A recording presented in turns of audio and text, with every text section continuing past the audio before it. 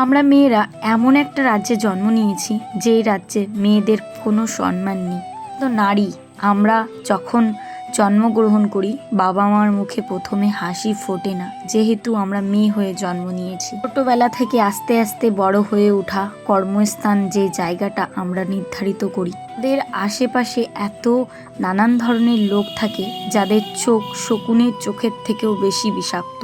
সেই সমস্ত মানুষের নজর সবসময় নারীদের দিকে একটা কুরুচিকর দৃষ্টি হিসাবে দেখে। স্কুল বলো, কলেজ বলো, হসপিটাল বলো, আমরা কোথায় সেভ আছি বলো তো? আমাদের ভিতরই পূজিত হয় নারী শক্তি। আর সেই নারী শক্তি যখন আমরা একটা মেয়ে মানুষ হয়ে একটা কর্মস্থানে যোগদান করি কিংবা শ্বশুরবাড়ি কিংবা কোনো এক জায়গায়, তখন কিন্তু আমাদের মূল্য কেউ দেয় না। এখন থেকে আমাদের নিজের ভাবনাটা নিজেদের ভাবতে হবে। কারণ কি, আমাদের নিজের ভাবনা ভাবার মতো কেউ নেই। আমরা কাউকে চোখ বন্ধ করে বিশ্বাস করতে পারি না। আমাদের লড়াইটা শুধু আমাদেরই। আরজি করের ঘটনাটা আমাদের মেয়ে মানুষদের সবাইকে একদম দুমড়ে মুচড়ে শেষ করে দিয়েছে। আমরা যে একটা নারী জাতি, আমরা যে একটা জীবনকে সৃষ্টি করি, তার কোনো মূল্যই থাকলো না। কি করে নারী শক্তি এতটা দুর্বল হতে পারে যে কিনা সৃষ্টির অধীনে এত শত্রু নাশ করেছিল, মা দুর্গার রূপে আমাদের এই ধরতিতে এসে একটা পূজিত হয়। সেই নারী শক্তি আমরা এতটা দুর্বল, আমাদের এখন থেকেই জাগতে হবে। না হলে আমাদের পরবর্তী জীবন, আমাদের মেয়ে, আমাদের সমাজ কি বলবে বলো? যে যেখানে আছো নারী শক্তি, তোমরা কিন্তু নিজেদের ওই একটু লক্ষ্মীর ভাণ্ডার আর কন্যাশ্রী এইগুলো পেয়ে খুশিতে থেকো না। কারণ আমরাও একটা সন্তানকে জন্ম দিয়েছি, যে সন্তানটাও কিন্তু একটা মেয়ে। এত নির্মমভাবে কি করে একটা মেয়ে মানুষকে হত্যা করতে পারে? তারপরেও আর একটা জিনিস, যেটা যে মেয়েটাকে হত্যা করেছে তার কলিগ তার পাশে ছিল এইভাবে, সেটা সত্যি দুঃখজনক। সারা দেশ বিদেশ জুড়ে শুধু এই একই ডাক, আমরা নারী শক্তি দেখিয়ে দিতে পারবো যে আমরা ছাড়া এই পৃথিবীটা কোনোভাবেই চলবে না। যেখানে আমাদের নারী শক্তির কোনো সম্মান নেই, যেখানে মর্যাদা নেই, যেখানে সবসময় ছোট চোখে দেখা হয় আমাদেরকে। যেই বাবা মা তিল তিল করে তার সন্তানকে এত বড় করেছে, এত টাকা খরচা করে একটা ডাক্তার বানিয়েছে, সেই মা বাবার চোখের দিকে তাকিয়ে আমরা কি কথা বলতে পারবো? আমরা কি কখনো নিজেদেরকে ক্ষমা করতে পারবো? আমরা একটা নারী জাতি হয়ে কি করে এটা সহ্য করব? যার সঙ্গে এই নির্মম অত্যাচারটা হয়েছে, যার সঙ্গে এই পশু মানবিক অত্যাচার করেছে, তারা কি মানুষ? আদেও কি মানুষ?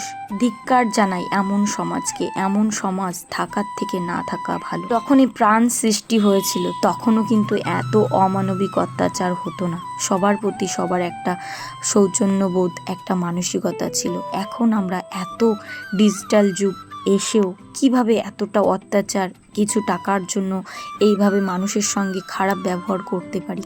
আমরা যে নারী জাতি, আমরা নিজেরাই শত্রু, কারো ভালো কেউ দেখতে পারি না।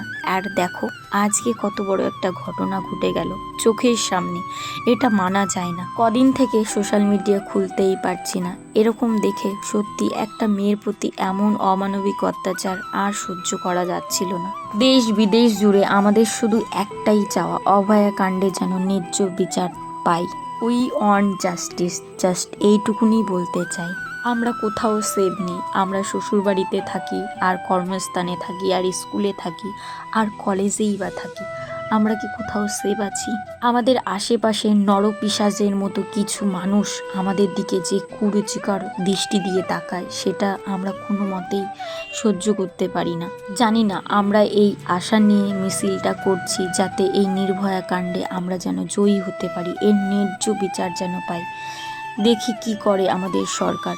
সব কিছুর পরেও বলবো যে আমরা এর ন্যায্য বিচার চাই।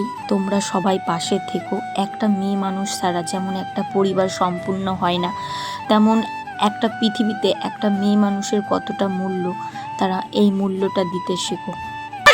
Justice for Arika! Hey, Boragili na Diwali! We want justice! We want justice! We want justice! আজকে জানো তো আমাদের এখানে খুব বৃষ্টি হচ্ছিল, তারপরেও কিন্তু আমরা সব মেয়ে মানুষরা মিলে রাস্তায় বেরিয়ে পড়েছি। আমরা এর বিচার চাই। তোমরা অবশ্যই কমেন্ট করো আর তোমাদের এলাকায় এই জিনিসটা তুলে ধরো, যাতে কোনো নারীর উপর এমন নির্যাতন না হয়।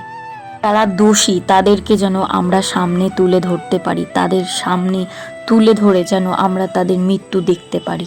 এই ছটফট যন্ত্রণা নিয়ে যে মেয়েটি এই পৃথিবী থেকে কষ্ট করে চলে গেছে, সে কি করে, মানে কিভাবে, আমি সত্যি বলতে বলার ভাষা হারিয়ে ফেলেছি। দেখো, আমরা মেয়ে মানুষ, আমরা যদি মেয়েদের পাশে না দাঁড়াই, এই সমাজের যে অপকর্ম তার বিরুদ্ধে না দাঁড়াই, তাহলে কিন্তু কোনোদিনও আমরা জিততে পারবো না। তোমরা সবাই কিন্তু পাশে থেকো, আর এর জাস্টিস যেন আমরা অবশ্যই পাই। এই 10 দিন হয়ে গেল, কোনোভাবে কোনো কিছুতে মন বসাতে পারছি না। সত্যি আমরা কোথায় এসে দাঁড়িয়েছি, এই জিনিসটা আমাদেরকে কুড়ে কুড়ে খাচ্ছে।